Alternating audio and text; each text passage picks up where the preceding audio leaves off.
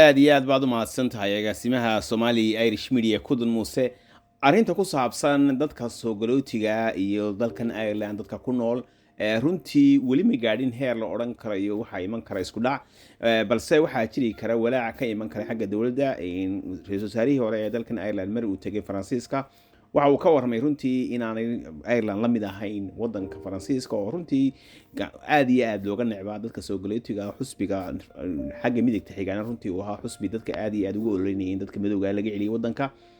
laakiin waxa uu sheegay runtii marka la eego tirada dadka Ukrainianka ee ay qaateen dalkan Ireland oo ilaa la sheegay ilaa 260,000 inay yihiin marka loo eego Faransiiska oo qaatay 110,000 oo Faransiiska wadankan ka weyn intaas oo goor waxa uu sheegay runtii in dad badan runtii ay ka faa'iideysan karaan in arrinta ku saabsan dadka soo galootiga dhinaca kale wuxuu tilmaamay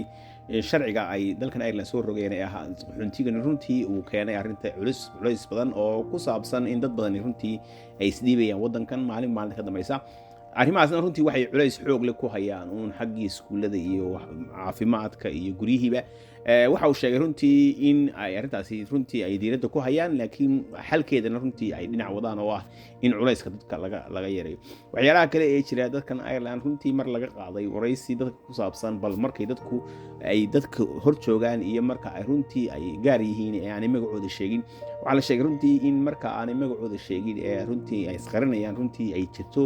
runtii diidmo xagga dadka runtii madowga ah in wadankan runtii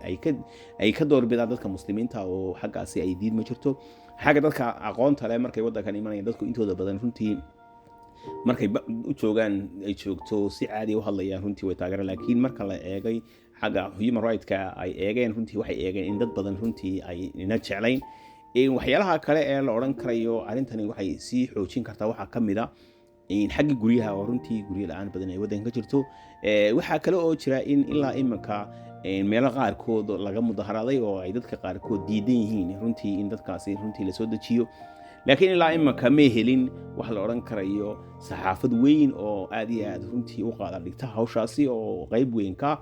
jiraadka Irish Times kumar ay ka warrameen waxay ka warrameen in haddii aan si miir qabta loola tacaalin arrintan ku saabsan qaxoontiga iyo dadkan soo galaya in arrintani keeni karto in ay faraha ka baxdo oo dadku ay abuurmaan dad runtii kacdoon wadi kara dhinaca kale waxa iska jira saxaafada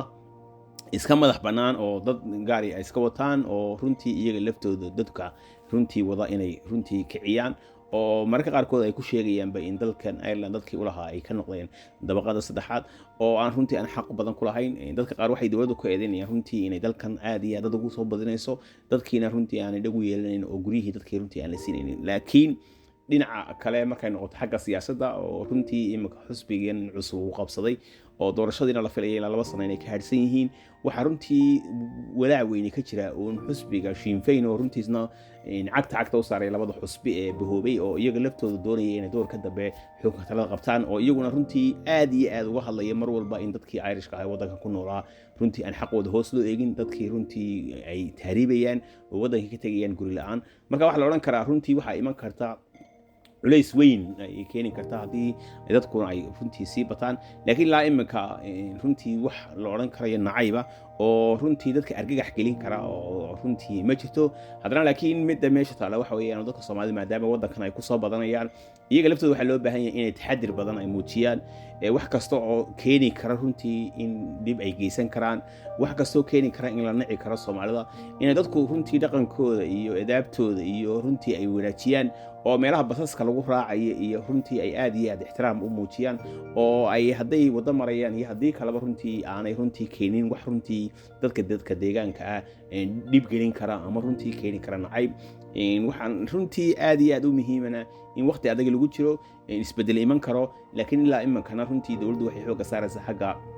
wacyigelinta iyo xagga shaqada iyo dadku inay runtii aad iyo aad ay u dejinayso oo dadku waxay runtii doonayaan la sameeyo laakiin ilaa imanka ma jiro xusbi siyaasadeed oo sida Yurubta kale oo xag jira oo arrintaasi runtii ka faa'iideystay oo wadankan xoog ku leh waxaan runtii la filayaa arrimaha ugu waaweyn ee doorashooyinka lagu galay ay tahay ilaa imanka xagga guryaha oo runtii guri la'aan badan ay jirto waxa la filayaa runtii haddii dagaalka Ukraine uu sii dheeraado oo ay dad badan runtii waqti qababa ay ku jiraan oo imika ay ka soo qaxayaan wadanka Ukraine walow ra'iisul wasaarihi hore yidhi dadka imanaya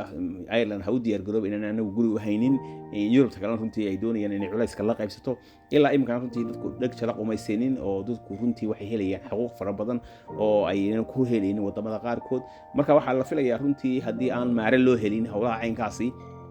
inay keeni karto qaraxa caynkaas dadna ajaanib nacaybku laakiin ilaa imika runtii waxaad moodaa in hawshaasi gacanta lagu hayo dowladdan runtii ay isku dayeyso inay maarayso xaaladda sida ugu fiican inta aanay runtii noqonin meel aan waxba laga qaban karin